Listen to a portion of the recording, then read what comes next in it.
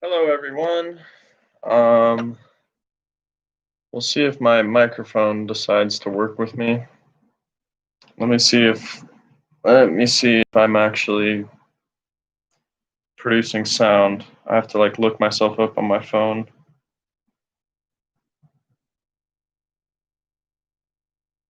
Oh, fuck. Um, because usually when I do this shit, it doesn't work. But oh shit. Okay, it's actually working. Had to look on my phone. I'm gonna go to the Discord and post a little link to this live stream, and then I'll get into what I'm talking about.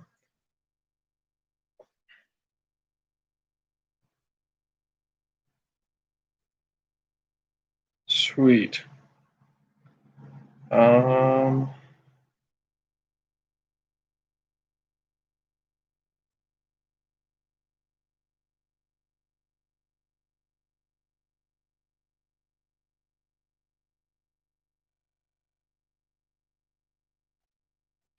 all right. Well, I see two people in here. If you wanna say something, say hi. Say what's up. I've just been chilling today. I cleaned my room.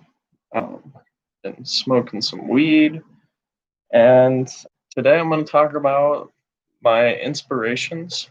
Oh, I gotta start recording on my podcast.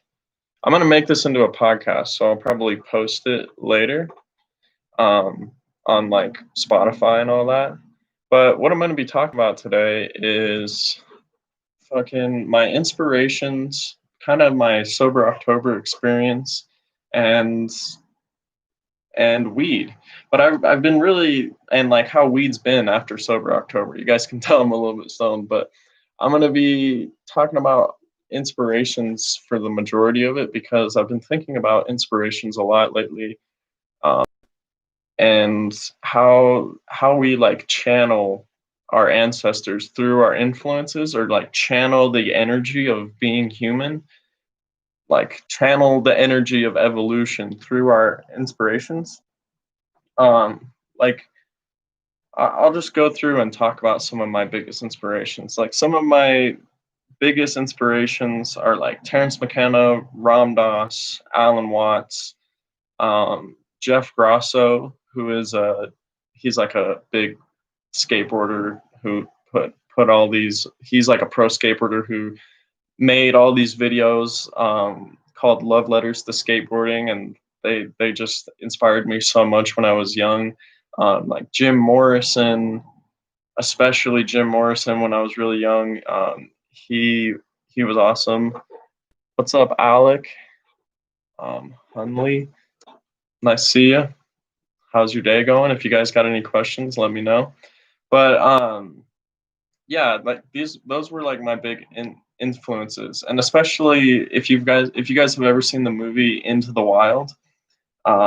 It's a movie about this dude who like has this terrible family life. He has like terrible family situation, and he just leaves college, leaves everything, cuts up his debit card, and fucking like hikes all the way across, America, hitchhikes all the way across America to, like find himself or something, and he ends up going to Alaska. And I won't spoil the movie for you, but that movie was like, it like fucking inspired me so much to like live in a different way. Like, it just, a lot of the ideas in that movie, like cutting away from society and like hitchhiking and just going on this big adventure. It really inspired me because I was like so entrenched in like middle school and everything, when I watched that movie, and it like inspired me to just break out of whatever the fuck people thought about me and just be my own person. So I don't know, that inspirations like really play a lot into how we grow up and into who we are. And it's interesting to think about. So the people who inspired us, like the greatest artists and creators of our time, whoever you like, they inspire you. And some of their energy gets channeled into your experience, into how you live, and into your art.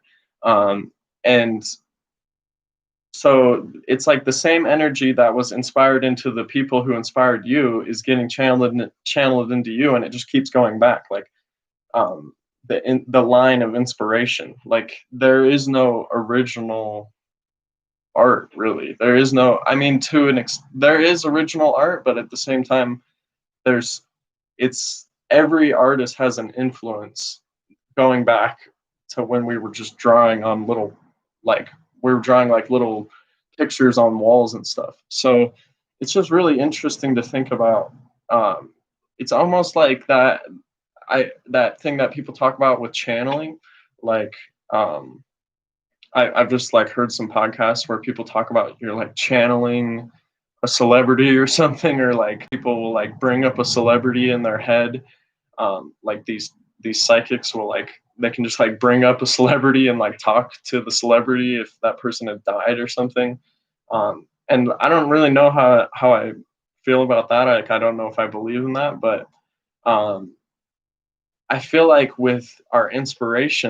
it's with our inspirations, we're definitely like channeling them, just channeling their energy. Like, there's something that happens when you listen to hours and hours and hours of somebody's music and somebody's like just deep art, where their like personality, like their unique essence starts to like stain your experience in a weird way. Like, it starts to like stain your soul in a really interesting way. Like, for me, like, Jim Morrison is definitely one of those people.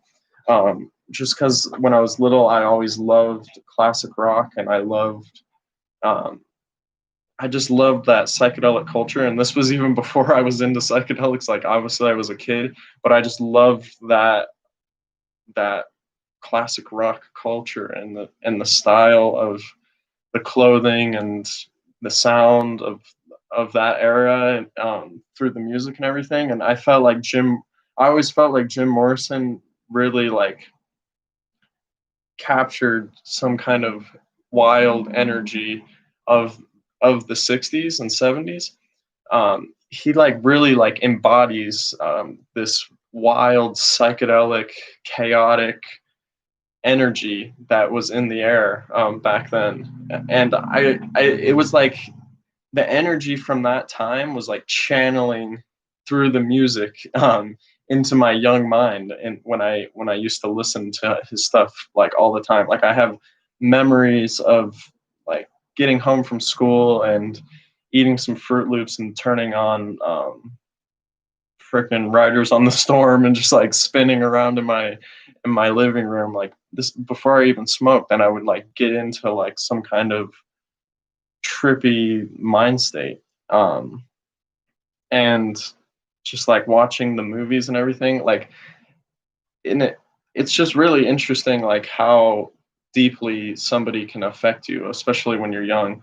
And then, like I was saying earlier with Into the Wild, like, those were my young influences. But then I had like a experience the first time getting into Terrence McKenna that was really interesting.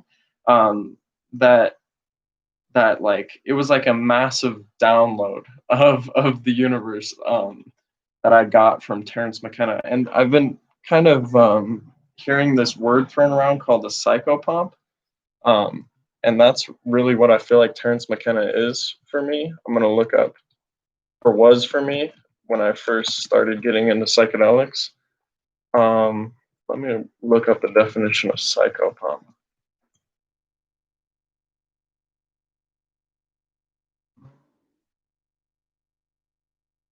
So, in Greek mythology, a psychopump is a guide of souls to the place of the dead, or in a different definition, the spiritual guide of a living person's soul. So, I really feel like, Terrence McKenna was that kind of person for me, and a lot of different people in this time. Just because his stuff is blown up so much on the internet, it's like even though he's dead, and he made all these like videos and clips a super long time ago. He's like this virtual psychopump that kind of walks he kind of like walks you into the mystery of existence. And I had this crazy experience where I kind of knew who Terrence McKenna was, but not really. And then I did 3 tabs acid one night, like 2 years ago, and I had this insane experience, this insane LSD experience where I was literally like hearing my thoughts. Like I didn't have to say anything. It was like whatever I thought I heard, which was like a very weird thing. And like if I started thinking anything negative, the experience started going negative. And it was like this message that you create your own reality. Because whatever I thought was going to happen. So I kind of saw how like whatever I think will become reality. So, but anyways, it was this crazy trip. I had that crazy experience, and then I started listening to Terrence McKenna. Like, I don't even know what talk it was, but it just the night that I had listening to Terrence McKenna was like one of the most transformative nights of my life in terms of my like worldview and how I look at existence. Like I was literally like every word he was saying, um, every like sentence just clicked together in this crazy way when I was on LSD, and it was like every like insight that was in that entire talk, like it just got downloaded into my brain. Like I knew that I had touched some kind of magical realm. Like I knew that magic in that experience, like I was so sure of it from listening to Terrence McKenna and like watching these visuals on the YouTube screen, that like there was magic in the universe. Like things were so much more complex than I had any um, way of imagining. Like that was a weird sentence, but things were just way more complex than I could ever imagine. And just he was like talking about history and stuff and the programming of our society, and um, there was like these crazy fractal, it was like this crazy video of like fractals, and um, it was insane. I just like had gotten this massive download, that there was so much more to the universe, and everything was so much more magical than I thought. Because before that, I was just living in a world where I was like, yeah, I've had some magical experiences somewhat, but like it might be all matter. It might just be all molecules bumping together, and it this LSD experience just completely shattered that, and just listening to Terrence McKenna completely shattered that. So that was like one of the biggest influences of my life, like is Terrence McKenna. Because after that, I just got so into all of this stuff, and like I think there's another thing about listening to people's art when you're stoned, that like you understand it in an entirely new way. Like if you ever listen to like a hip hop song when you're really baked, and you just totally fully understand like how this artist was trying to convey this message to you, and it's like a download. You just understand it in like a minute. It's so weird how sometimes you can just understand something when you're baked or when you're on psychedelics, um, and and you just understand it in like an entire chunk at one time. Um, if anyone has ever experienced that. But that's totally how it was with Terrence McKenna's stuff. Like after that, it was just like I was just understanding so much more about the universe. Like if I ever had like a question about the universe at this time, I would literally just like type in Terrence McKenna, fucking hit the bong, and just like watch whatever the fuck came up. And it was such a learning experience, the entire thing for me. And I don't even really watch Terrence McKenna anymore, which is the funny thing. Like I actually, a lot of the stuff I listen to now is, I'm kind of like, this is a little crazy. But I mean, there's a lot of stuff he says too where I'm like, this is genius. But he really rode the line between crazy and genius. I feel like in some of his talks, like he just didn't care if his ideas were kind of out there. And I feel like that's why it was so liberating for me, and it had such an impact, because it was like, think whatever you want. Like, there's no boundaries on what um, what ideas about the universe you can have. Like, just open up your mind, I guess, was one of the big things, and that I got from listening to him all the time. And it's weird because I don't even listen to him now, but the inspiration from that had such a mark on me that these, like, almost like morals that he had are kind of the same. I not totally exactly, but they're the same kind of like fundamental morals I have for looking at the universe and looking at psychedelics. Like, culture is not your friend. Like, experience is the key to figuring out more about the universe. Like, not listening to anybody's dogma. Like, don't listen to gurus, don't listen to priests, like Catholics, government. I don't know why I said Catholics, any religion, Buddhists. Like, he was just against all of it. Like, anything with culture, don't listen to it. Like, look into yourself and figure out what's true for you. Um, and he was all about doing that through psychedelics. And obviously I started taking psychedelics, like having these experiences, and the things he was talking about were totally real. Like, I was kind of breaking out of cultural boundaries and finding these inner worlds. And I definitely like will. Oh, hey, what's up? Help find the others. Is it Ruben or Stan?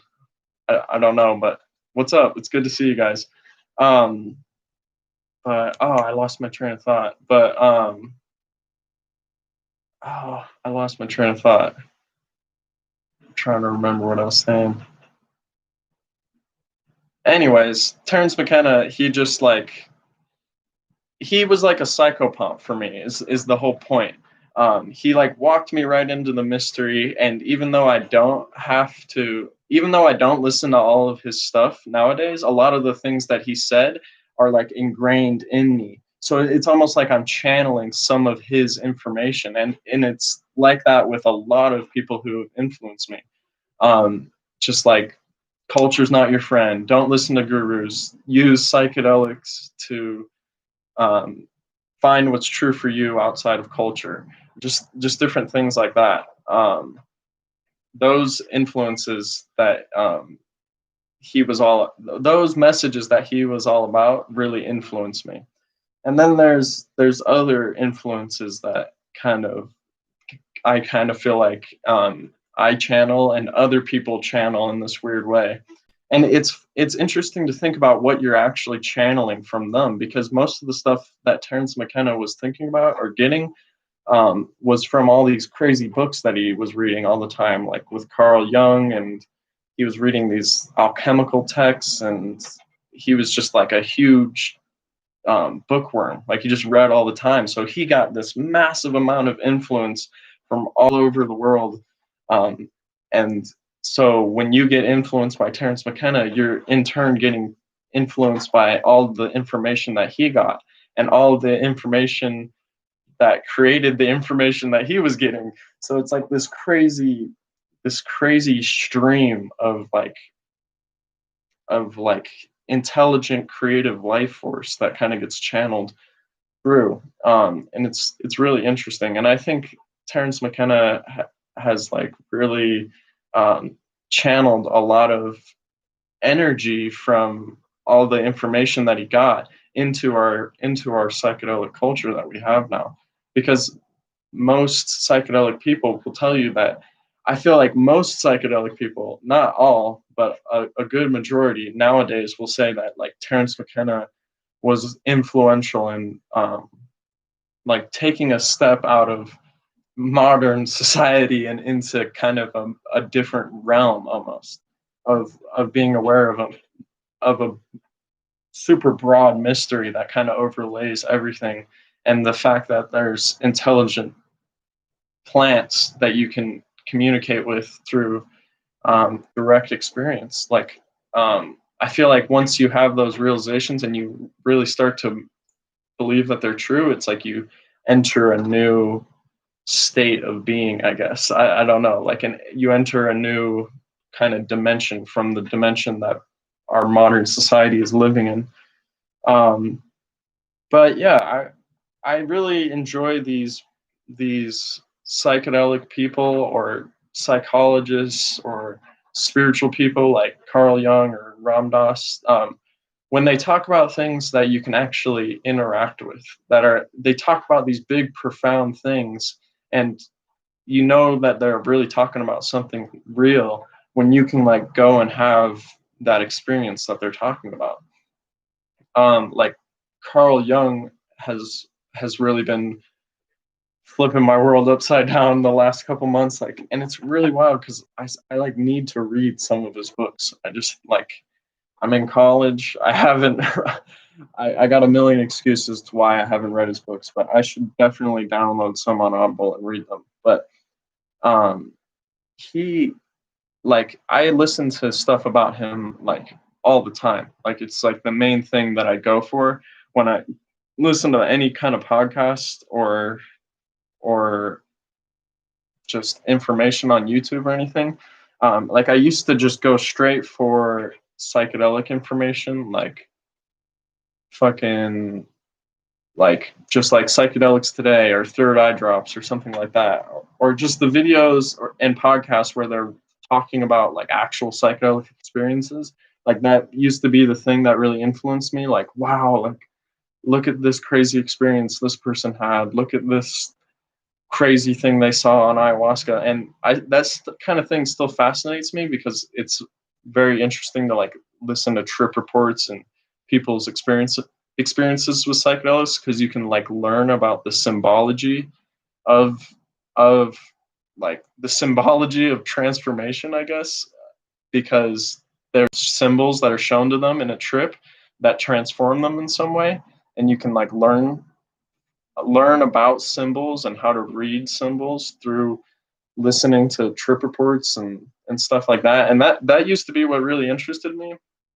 But it's weird because after the 6 gram mushroom trip I had, the kind of challenging one, um, it was, it like makes me feel, it makes me feel like some kind of existential terror a little bit sometimes when I listen to that kind of shit all the time. Like when I'm just listening to weird stuff about like entity encounters and talking to entities in the forest. Like I've listened to podcasts about people doing like 5 grams like every month for a year and like going super deep and communicating with like all these different spirits and stuff. And I still think that stuff is super interesting, but sometimes it can be so outside of my cultural framework that it can make me feel like an existential crisis in a weird way, because of how I know that it's real. It's in a weird thing. That's why it freaks me out. Like I used to want to like experience these entity experiences and all this, and like really go deep and see if all this stuff is real. And I went deep, you know what I mean, with some of those 5 gram, 6 gram trips, and it showed me that these realms are real in some kind of way, in the way that you can experience them, whether they're real, like objectively, like if they're all happening right now. There's, uh, it's crazy to me that there's a psychedelic that can like, or a mushroom that can like totally change your whole mind state, and just this entire inner world like blows out in front of you, where you're meeting all these different entities, terrifying and beautiful, like all across the spectrum, all these different beings. Like that can be really cool, and it can also be kind of freaky in a weird way. So what I'm getting at is I really like listening to Carl Jung, because he experienced these entities and this magical realm in like a different kind of way than you experience it through psychedelics, I guess. It was like he was experiencing a similar thing. He has a very grounded way of looking at it and breaking it down. Because if you don't know, when he was like in his 40s or something, he had like a psychic break where he was like fucking just having these psychic breaks every night and like going to these different places and meeting these different archetypes within. Um, and he has a very grounded way of looking at all these experiences that he had. It seems like I haven't read the red book yet or the black books, but I'm planning on it. But it seems like he had a really grounded way of dealing with it all, because he would after he would go um, kind of crazy, he would like meditate himself back into that experience and talk to these different beings and like learn from it and write about it and stuff. And eventually, once he came out of it, he wrote an entire book about it. And it's almost like his idea of the unconscious, of like the archetypes and um, the unconscious forces within, and his experiences with it. It almost seems like it's like a handbook into the psychedelic realm, because it's so grounded and like formulated in the way that he explains it, I guess, with like the shadow, anima and animus, and the old wise man, like inner child, like all these different things in us. It's like it gives you like a framework to place your experiences around. So instead of listening to all these crazy, not crazy, but listening to all these out there trip reports and psychedelic experiences that people have, like I came to a point where I realized that all of this kind of stuff was real. um, at least for me, it definitely was real. um, oh, hey, what's up, Tonight Dimension? I'm gonna finish this rant and then I'm gonna start trying to talk to you guys a little bit. um, but once I realized all this crazy entity, otherworldly shit is real, I really started getting into Carl Jung, because he has this grounded framework for looking at it. And his stuff is really crazy because he talks about the unconscious all the time and accessing that through dreams, which I did through Sober October. Is I was like accessing some of these archetypes through dreams, and I had these cool like archetypes kind of show up in my dreams, um, like I saw kind of like an old wise man figure show up in my dreams. And this is all really crazy, like I was talking about earlier, because the intellectual ideas started turning into an actual experience. So I started meeting these archetypes in my dreams a little bit. Like I saw a wizard in my dream that was just like smiling at me, like glowing in a starry cloak. And it kind of felt like the archetype of the self, or like the higher self. Like the wizard represented wholeness, like a being who has integrated the dark and the light into a whole person. And that the wizard can like share magical insight. And that was like an archetype of the self that I started experiencing in my dreams, which was really cool. And then there was like the shadow figure that showed up in one of the dreams, which is almost like a Tyler Durden kind of figure. Like if you know the whole Fight Club thing, where Tyler Durden is basically, spoiler, his shadow side, and Tyler Durden isn't even real, but he's like kind of losing his mind, and he's like externalizing his shadow into Tyler Durden, who's like this super masculine like guy who just goes after whatever he wants. And I had that figure come up in my dream. Like I was at some party in my dream, and then there was like this dude who was just like super jacked and tall, broad shouldered, like cunning as fuck, like literally like Tyler Durden from Fight Club. And he has this giant cobra tattoo on his chest in the dream, like this super badass fucking cobra tattoo. The dude was just like fucking badass in my dream. And I kind of interpreted that as like the shadow side of myself, like the side of myself that wants to be that the side of myself that unconsciously wants to be the hyper masculine guy who goes after everything perfectly and everything like that. So I interpreted that way. Um, and just seeing like more little kids in my dreams kind of like brings me to an inner child realization. Like I've had dreams about like a little girl like jumping into a freezing cold river. This is a weird dream. She jumped into a freezing cold river, and she's like going down the river. I'm like, oh fuck, she's gonna die. Like, oh my god. And then I like ran down to this dock and like saved her. And then she like jumped out of this river and started like running around on these bouncy balls. Like she was able to walk on these bouncy balls. And I think I had another dream about like a little boy or something like that, and like doing something with a little boy. And it just kind of felt like the archetype of the inner child, like don't lose your childlike wonder.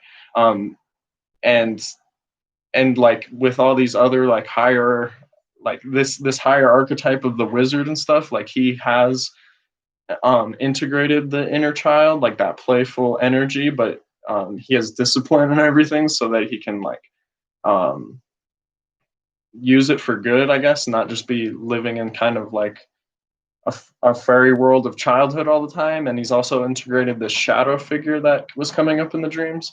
So I don't know, it was just like trippy because the intellectual ideas that Carl Jung was talking about started kind of showing up in my actual life, and I definitely feel like they're showing up now when I'm smoking weed, because I feel like weed gets me into the unconscious state more, um, where I can access unconscious things. But I'll keep on going. If there's anyone who wants to like comment and ask some questions, I'll respond.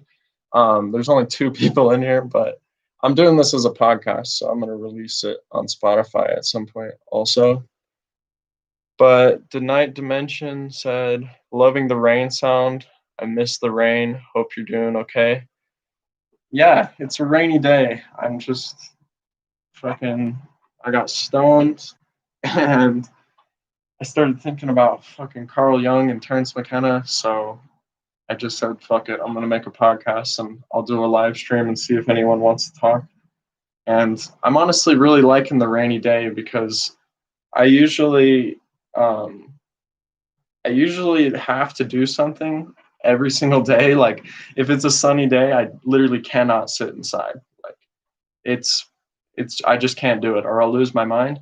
So it's kind of nice sometimes when it's rainy because it's like the weather forces me to like stay inside and just relax, which is something that I don't usually do that often. I'm usually like going 24/7.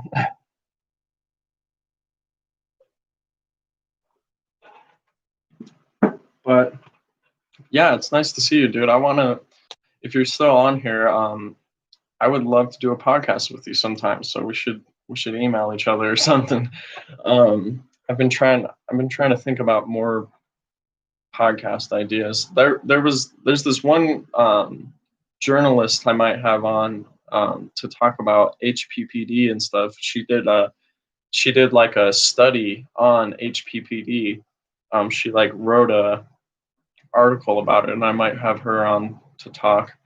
Um, but if any of you guys know any good podcast guests, let me know because I'm looking. Definitely, and I have to redo my fucking podcast with Madison.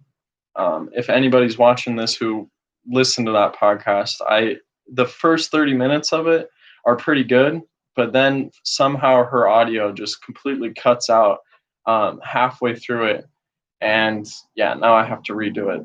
But anyways, back to what I was ranting about with Carl Jung and dreams and stuff. It's just um, it's cool how his work and his influence can start like leaking into your life, even if like I haven't even read his books yet, and his ideas are completely changing my perspective and just like opening me up to this whole new inner world. And like I was saying with cannabis, like Terence McKenna always thought about cannabis as uh, like a valve for the unconscious or something. Like when you smoke weed, you can just open up that unconscious realm a little more, like a valve.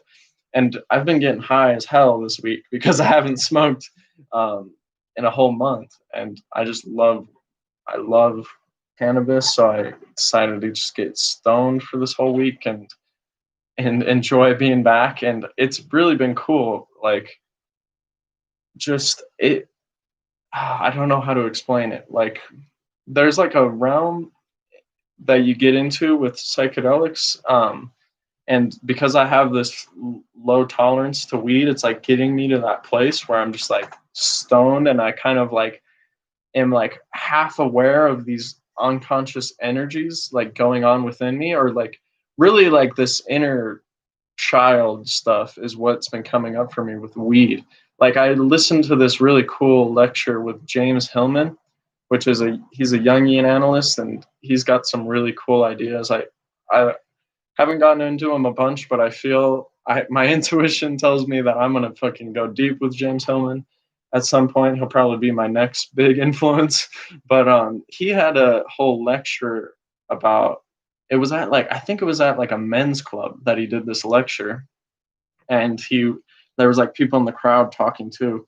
But he did a whole lecture about how we all have an inner child, that's kind of like wounded from our past, and this inner child with the wounds, like there's trauma that happens to us when we're young, and we have to change how we look at the world to cope with the trauma that we're in when we're young. And then that those ways of looking at the world, are like built into your psyche. So I guess what I've been realizing with psychedelics is that there's this inner child that looks at things in a certain way because of the way I grew up, and I'm trying to like kind of break out of that. Like, to make this less vague, it's like when I was young, I my dad was always kind of like wishy-washy. Like, there was a point when he just got super wishy-washy, and I couldn't really trust what he said, and he would manipulate me, and it's kind of like this game of like, is he saying the truth or is he manipulating me? And you're just kind of like on edge, like like how is he playing the situation? You know what I mean? Or is he just being authentic? And that kind of like trained my brain to just be like skeptical about um, certain things with certain people. I guess the way I've noticed it is like, I want to just be able to just trust everything somebody says, but then there's this part of my brain that's like trying to figure out like how they might be manipulating or something like that, just from the way I grew up. I don't. That was kind of just the example I came up with off the seat off my head, but yeah, that's a good example, I guess. And so there's this inner child that looks at the world in a certain way because of the way we grew up, and then we have to kind of like parent this inner child. Like, what James Hillman was talking about was that we have a father in us and a mother in us, and like, how are we going to parent this inner child? And you know that you're interacting with your inner child when you start saying, I need things. Like, I need this. Like, it's kind of like, what what do you it's kind of like a childlike thing to do, I guess, is what he was saying in the lectures. Like, I need this, I need this. Like, um, and I guess what you can do with the parenting is like, why do you really need this? Like, where is this coming from? Do you really need this? And just different things like that. So that's kind of one thing I've been thinking about, is like, when I start hearing that voice in my head, like, I need,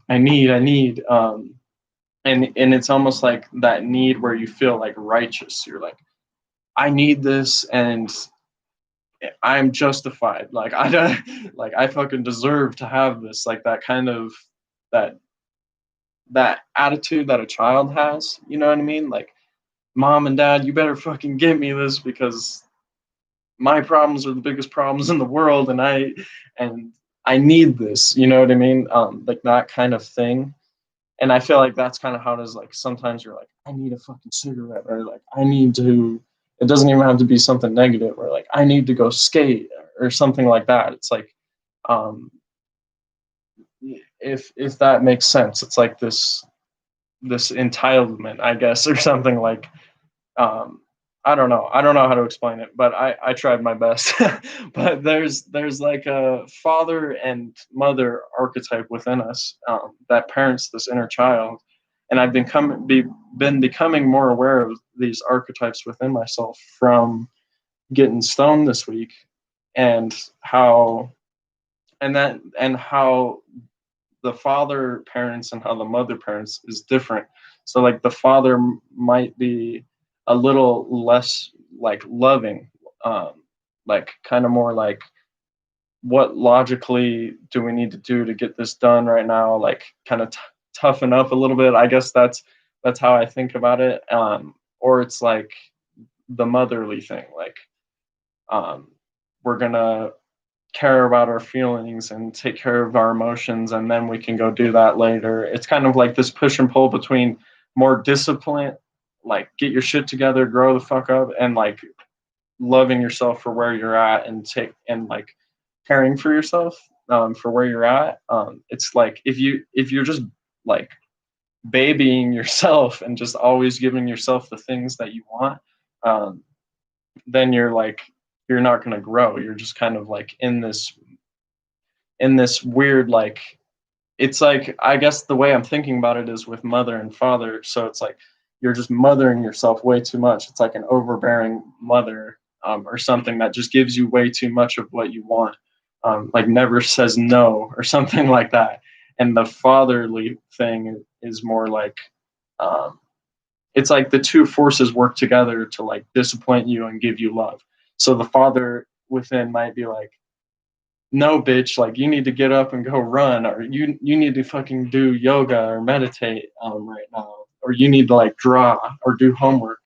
And then the motherly part of myself, and sometimes that fatherly part of myself is right, and I should listen to it. And then sometimes the motherly part of myself that's parenting this inner child is like, you just need to take care of yourself right now because you're tired as fuck because you didn't sleep as good last night. So maybe to find a compromise between the two sides, like meditate for 20 minutes and draw, um, and get some better sleep tonight, and then you can work out and or do fucking hardcore yoga or whatever the fuck I'm talking about. I don't even work out, but just like, I'm using that as an example. I do yoga, so it's like, I'll do yoga tomorrow because I'll get better sleep, and it's just kind of like these two forces within us. And I feel like that's kind of the process of individuation, because you're learning to like be you're learning to parent yourself, I guess. You're learning to like raise yourself, and um I don't know, you're not relying on your parents, obviously, and you're making parts of yourself conscious.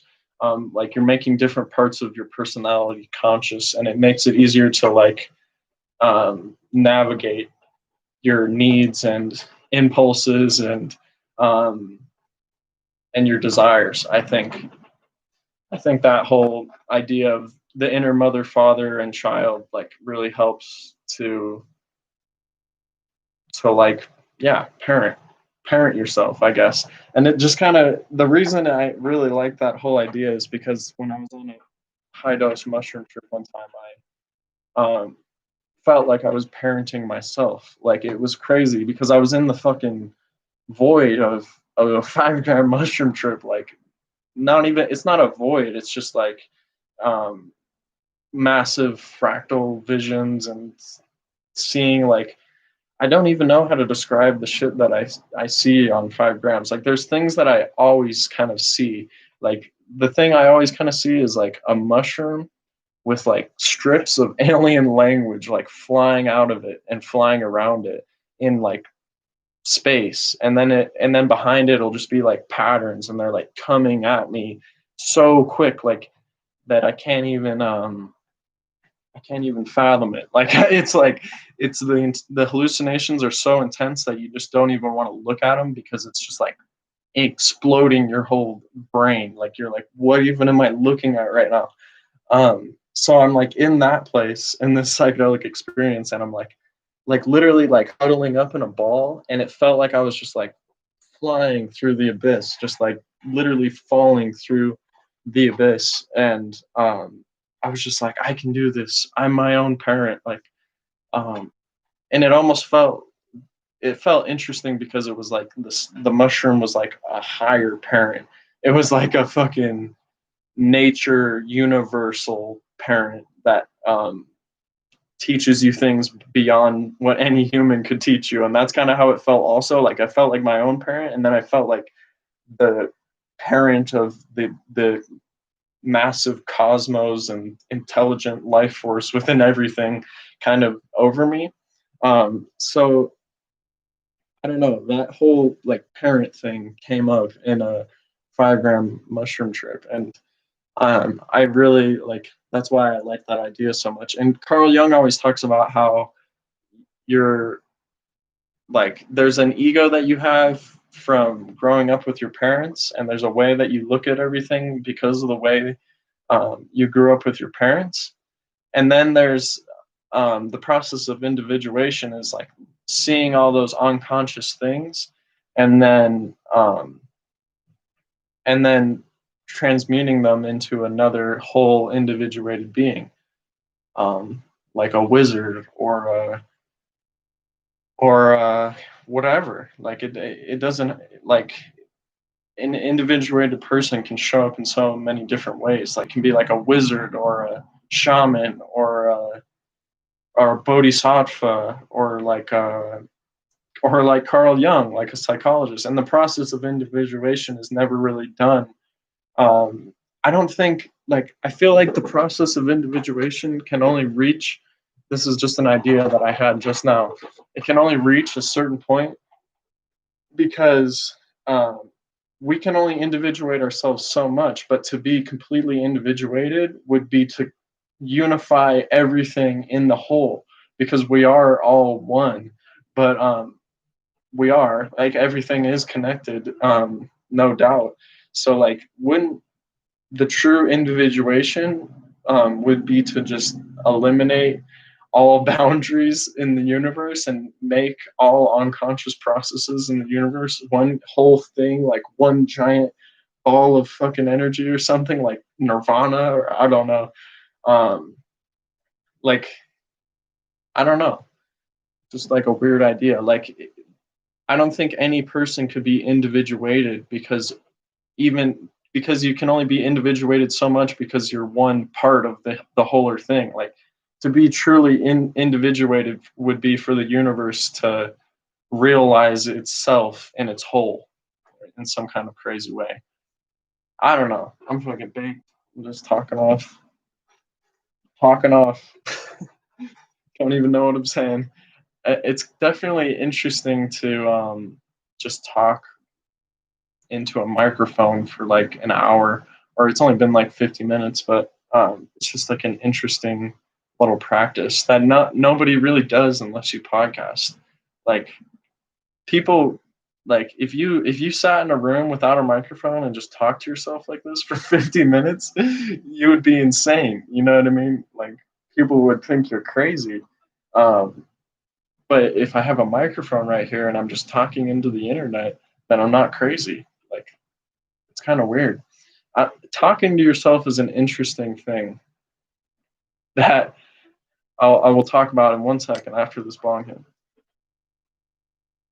Smoking on some homegrown, and I threw a little tobacco in here. That's a thing that people like to do in Durango that I've started doing every once in a while, is smoking a little tobacco with my bong rips. That sounds gnarly, but for some reason people do it here, and I've just been doing it lately. Like for some reason, only in Durango, people do they call them chops, tobacco and weed. Like I don't know why. Literally nowhere else I've ever been I've never heard the word chop, but everybody here chops and takes tobacco rips with weed, like tobacco and weed together. It's just wild, but it's pretty nice.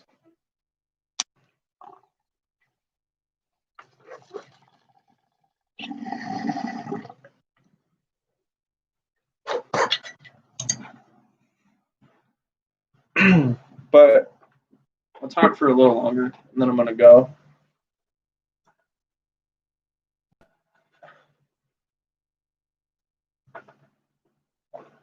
But talking to yourself is an interesting thing because, like, my grandma, for example, she'll talk to herself. Like, you can learn things about yourself from the way that you talk to yourself. Like, I'm sure, I'm sure everybody talks to themselves at some point, and it's like another funny thing that humans do.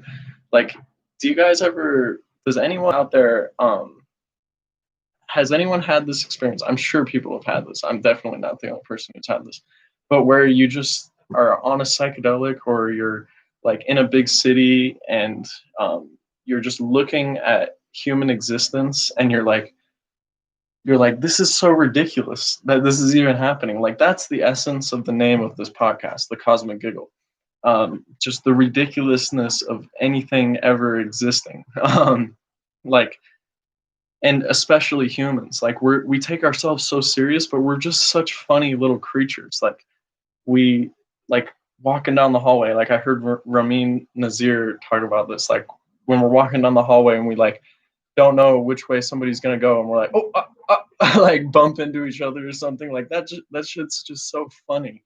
Like, and just like Donald Trump up on stage with his hair, and Joe Biden up there, um, just like an ancient dinosaur. Like, these two people, like, I just look at it and it's like, damn, this is fucking hilarious. Like, that this is even happening. Like, the flavor of this whole dimension and the flavor of this entire experience is so like unique. You just pop out of nothing into this experience, and you're just here, and it's fucking hilarious. Like, my friend James uses the word ridiculous. Like, this whole existence is just ridiculous, and not in like a way that it means nothing, but it's just ridiculous that it's even existing, and it's eternal. Like, the universe is infinite, so it just goes.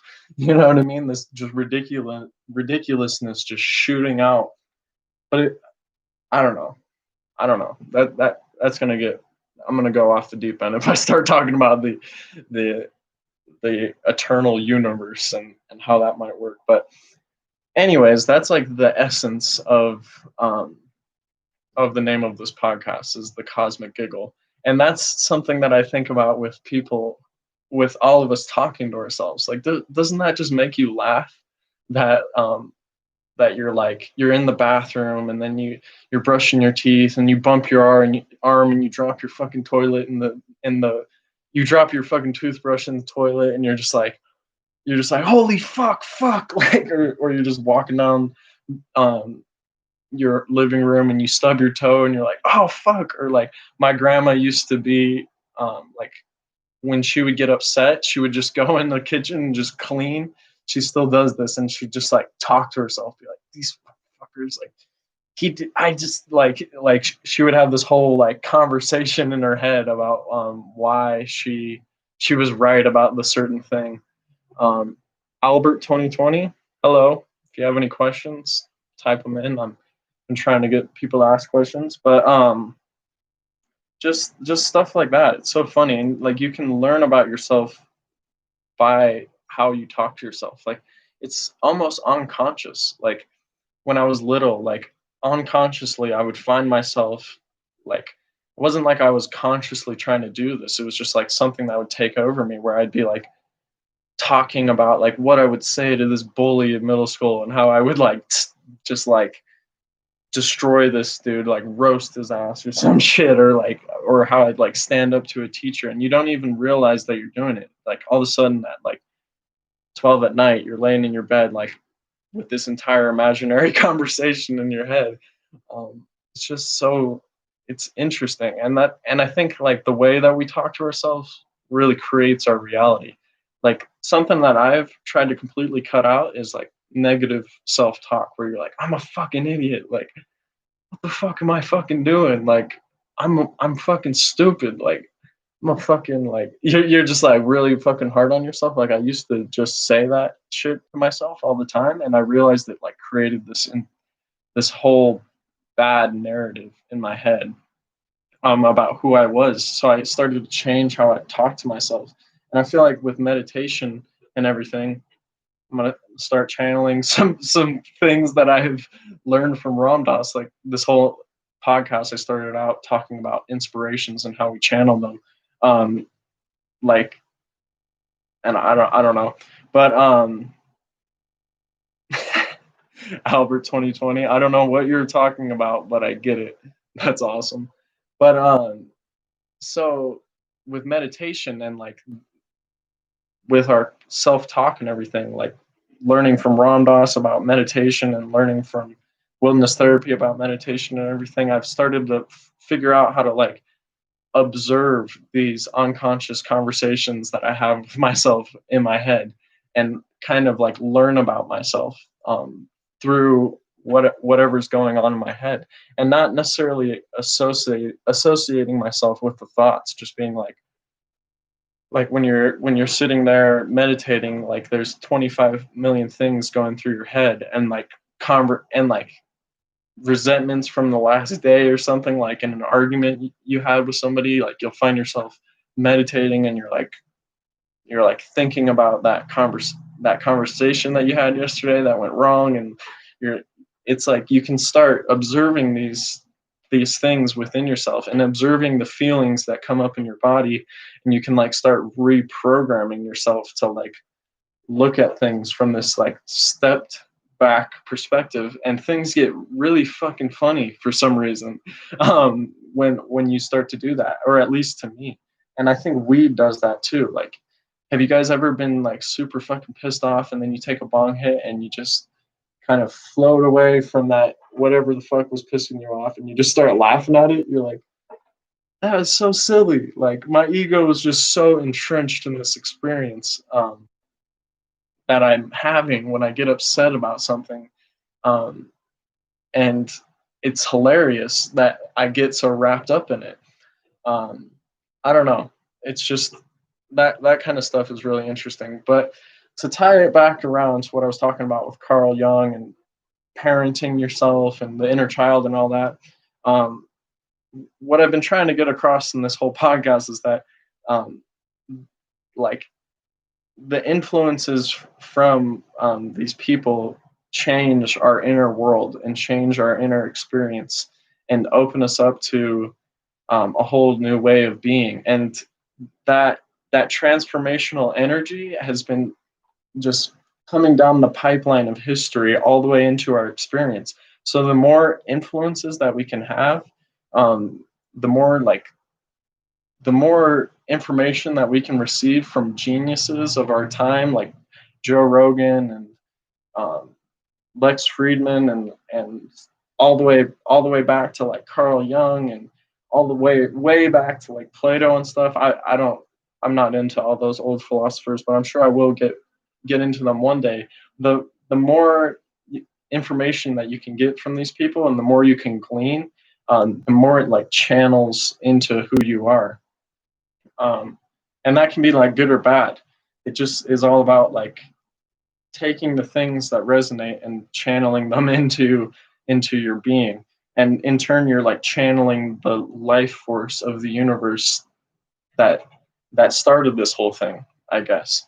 And kind of the way I've been thinking about it lately is like with music. Like music has just gotten more and more rebellious and more hardcore since like the 60s, or since like the 50s, or since like jazz, I guess, way back then. Like jazz was like super edgy, and then there was like Elvis and his whole thing with the hips, and then there's people dropping acid and making badass fucking classic rock. And now it just keeps getting more and more intense, like in the 90s, like with punk rock and hip hop and um this like rebellious music. Like jazz, I feel like, was an act of rebellion. Like Elvis's whole thing was an act of rebellion, except I fucking do not like Elvis. um Dude was a total pedophile, look it up. But like his whole thing was rebellious, and the classic rock was rebellious. And now with trap and all these different flavors of hip hop, it's like the energy that was there in jazz music is just getting more and more expressed more fearlessly as time goes on. Like it's just getting more and more abrasive and expressive, just more to the point over time.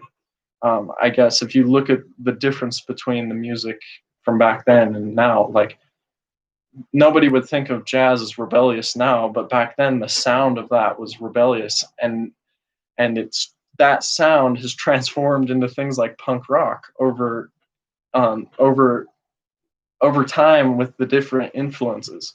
And I guess that's kind of how I look at influences in nowadays. Like um, the message or the energy is just getting more and more like purified through the generations because there's less fear to really say what you mean through music and through podcasts and through any kind of art form. Like I don't know, it's just this weird realization that I had. I don't know if I'm explaining it right, but um, I guess just energy transforming over time through all of us. Um, and it's almost like that energy, um, like like the energy of the psychedelic renaissance. It's like its own being that just keeps expressing itself more vividly through the generations. So yeah, that's about all I got, I think. Yeah, I don't really feel like I have a lot more to say. It's been pretty feels like a pretty long time to be talking into a microphone by myself. So I'm gonna do one more bong rip, and then I'm gonna get out of here and hopefully do some homework, clean my kitchen, maybe go on a rainy day hike. Hopefully the audio was good. I'm gonna be fucking bummed if it wasn't.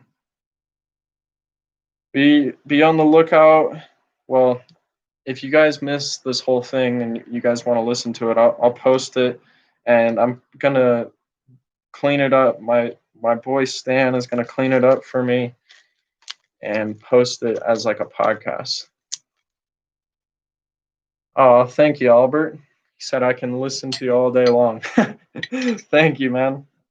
I I can rant all day long if I smoke enough weed. It was kind of funny when I took that bong hit. Like all of a sudden, I was talking about like this whole thing, and then I started talking about the cosmic giggle and the eternal universe and stuff like that. Like weed really like um, weed is such an weed is such a creative amplifier. Like it just makes you I don't for me it just makes me super creative and makes me think about things in a different way. Sometimes it can make me just slow, almost make me feel slow and just kind of but sometimes if I use it in the right way, it's just like a fucking creativity amplifier, philosophical amplifier.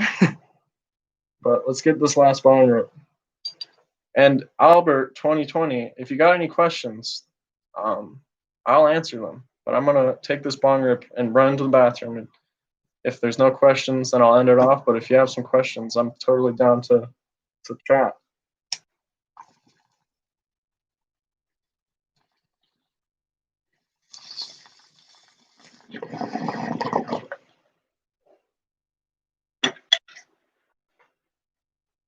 Alrighty, I'll be right back.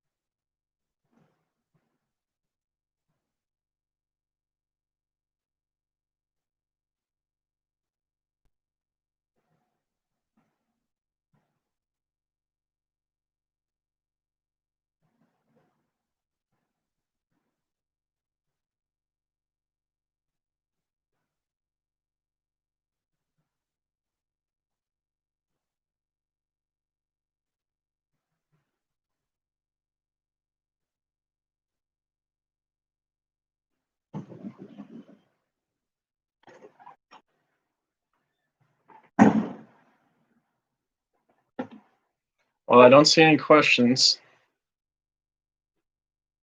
I can give it a little bit longer. I'm gonna take another bong rip. Fuck it. My tolerance. Oh,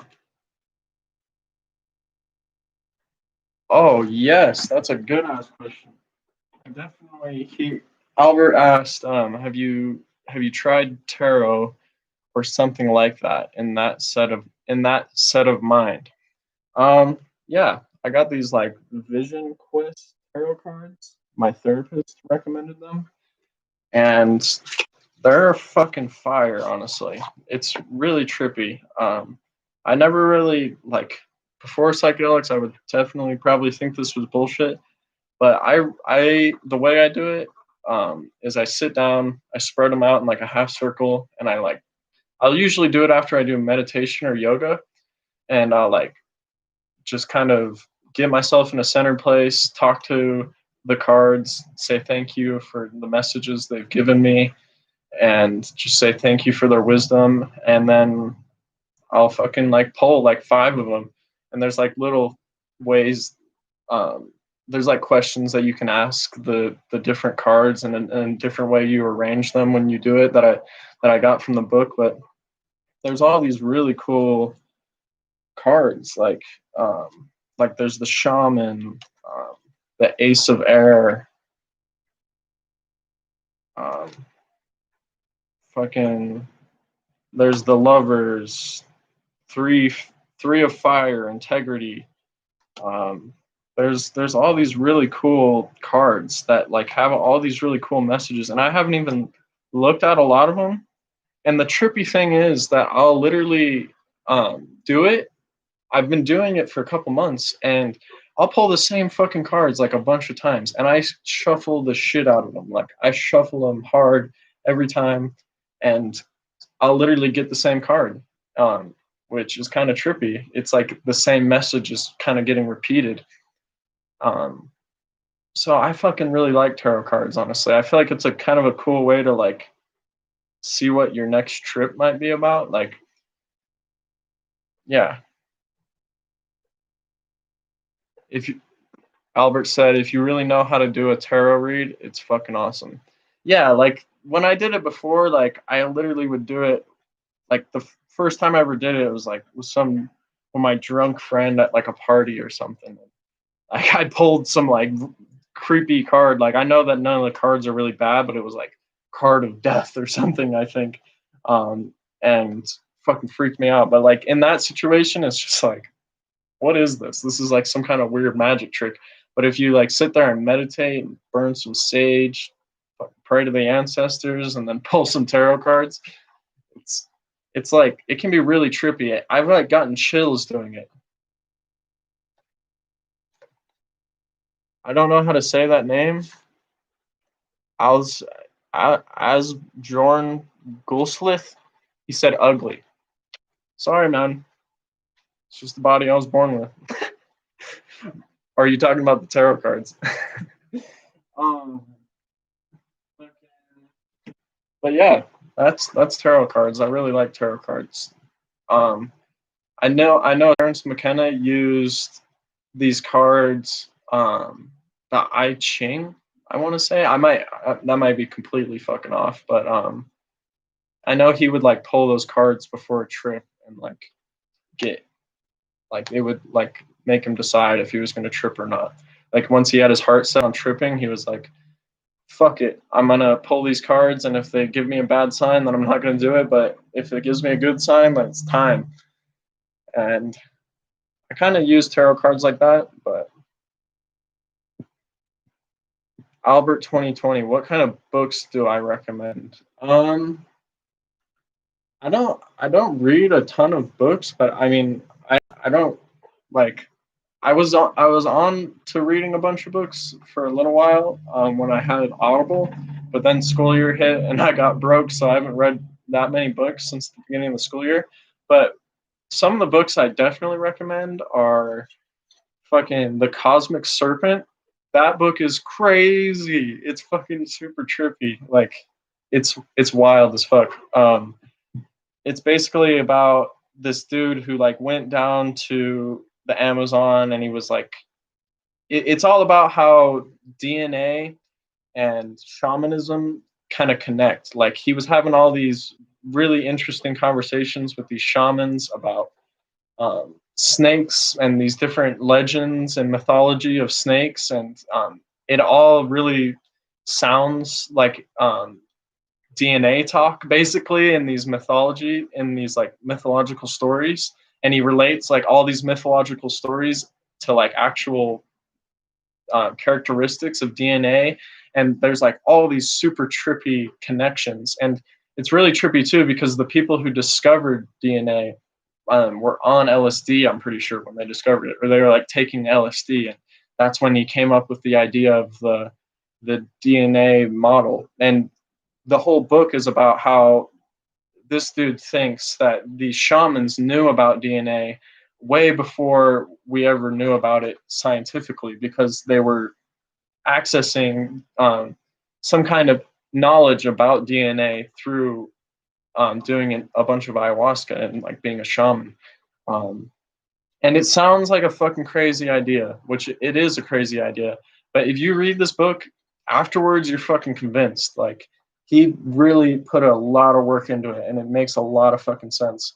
And it's a super interesting book. Food of the Gods by Terence McKenna is awesome.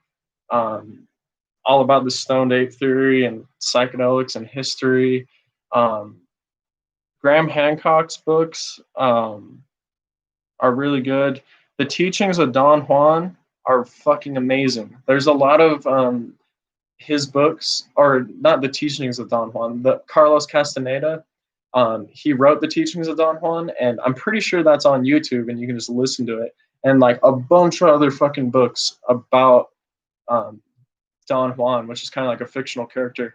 Um, all there's a bunch of other books about um, that story, and it's basically Carlos Castaneda wrote an entire story about how he was an apprentice to a shaman, but the shaman never actually existed. It was kind of like a shaman that he made, like in a story after like learning from all these different shamans in the Four Corners area, and he wrote a bunch of books and about this like story of him being trained by the shaman. It's a fake story, but there's a shit ton that you can learn from it. It's like it's deep, like it's super fucking trippy, and definitely one of those books that like influenced my whole perspective on life. One of the cool things in that book is the Don Juan, who's like the shaman, fucking teaches. He one of his lessons is that you should walk through life with death on your left hand side at all times. Like death is always on your left hand side, and you should live life like it's there because you could die at any moment. And yeah, it's trippy. It's just a super trippy book, and highly recommend it. Um, but I'm trying to think of any other books that I recommend. Um, oh yeah, the Graham Hancock books. I definitely recommend those. I can't remember the names of them, but I'll read them off. Um, The Hobbit is good. So Graham Hancock's book, Supernatural, Fingerprint of the Gods, all those books are awesome. Highly recommend. High Weirdness by Eric Davis is a really good book. Um, The Hero with a Thousand Faces, Cosmic Trigger. I don't know. I could talk for like an hour about all those books. They're really good. But Albert asked, "Have you tried ayahuasca?"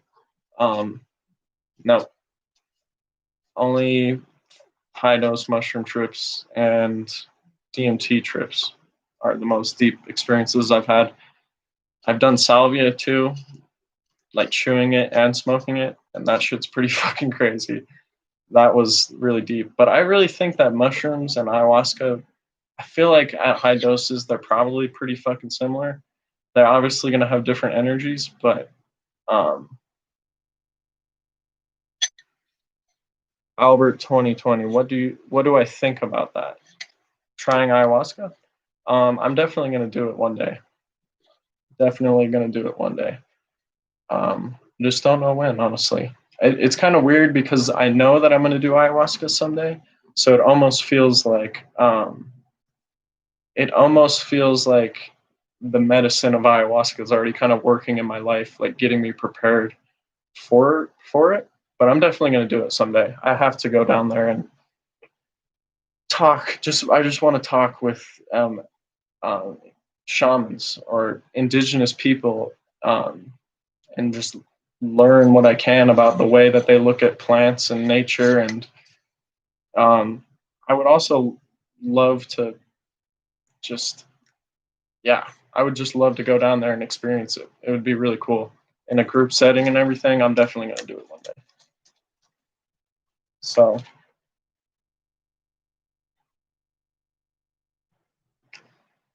have you? Joshua said that he's always felt similar about ayahuasca.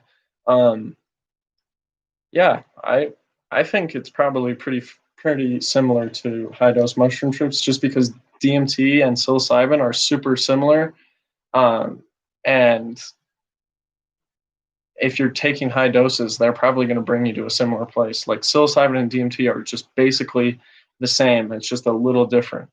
Um, but yeah, I feel like I got eaten by a snake on my 6 gram mushroom trip, and I've heard that that happens to a lot of people when they do ayahuasca.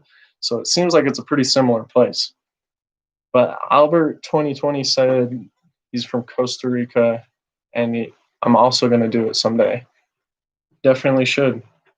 I mean, if you feel called to it, I'm not going to say you should do it, but um, I definitely want to do it someday. Also, it's a sounds like an amazing substance. I just want to make sure wherever I go is a really good place. That's like one thing you definitely have to do is make sure you're going to a good place, because it can be dangerous going to a bad shaman that could take advantage of you. But places like Blue Morpho and Arcana seem like pretty good places. Whoa. Joshua said that he had the experience of becoming a snake and drifting through a rainforest on his 5 gram trip.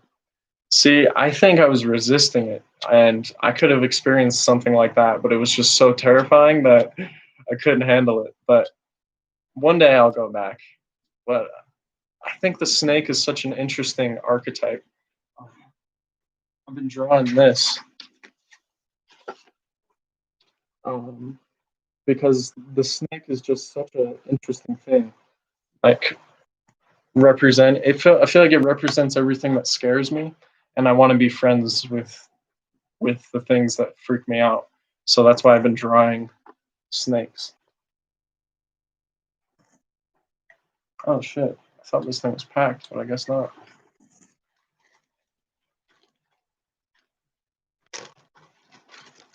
But I'll take a few more questions, and then I'm gonna go. If you guys have any more, but that's pretty cool, Josh. I am envious. That sounds like a very interesting experience. Joshua said that's actually really neat and a good way of looking at it. Yeah, the reason I look at it is because everybody is scared of snakes on some level. Like if you see a fucking snake when you're hiking, like I almost got attacked by a snake a few months ago hiking, a rattlesnake.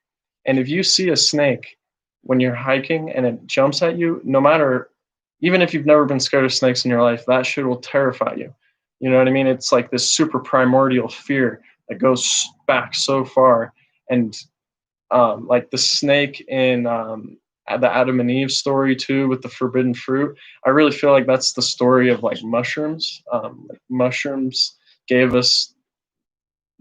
turned us into humans. So by being human, we had the knowledge of good and evil, and that's what the snake does in the story of Adam and Eve.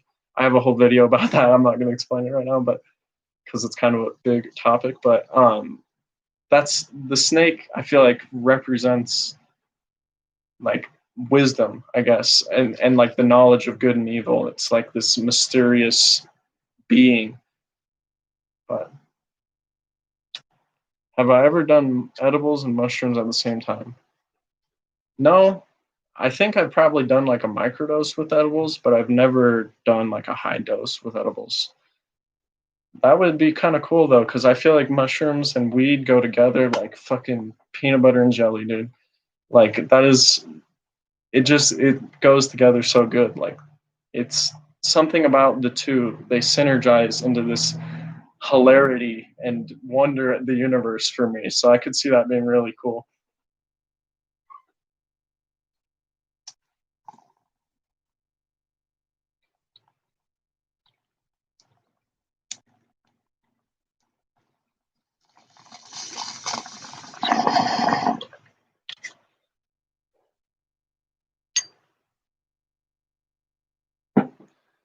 But sounds like you've probably done mushrooms and edibles.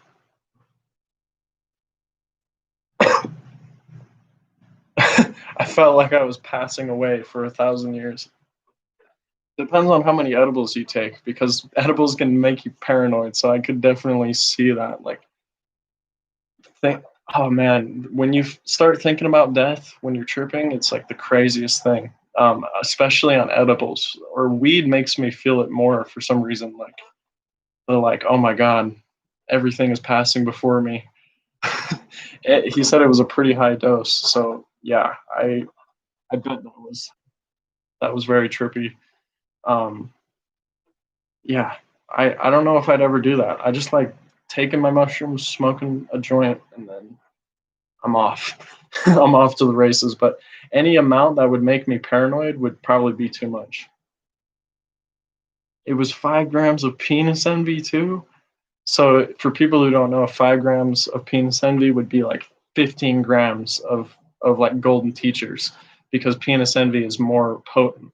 So man, I can see why you felt like you were passing away for 1,000 years.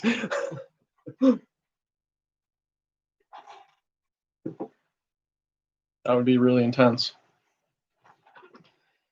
But I think I'm about to head out. I'm getting pretty kind of tired.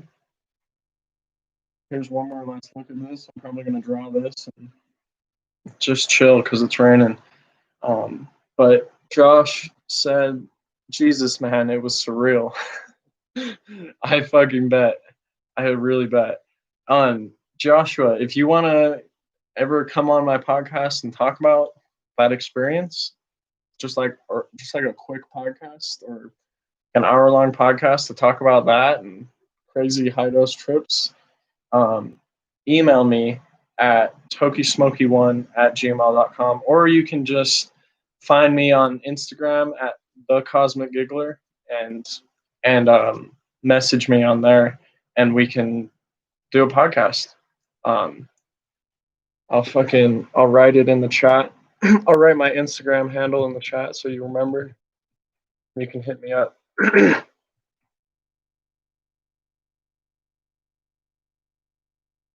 Cosmic Giggler. All right.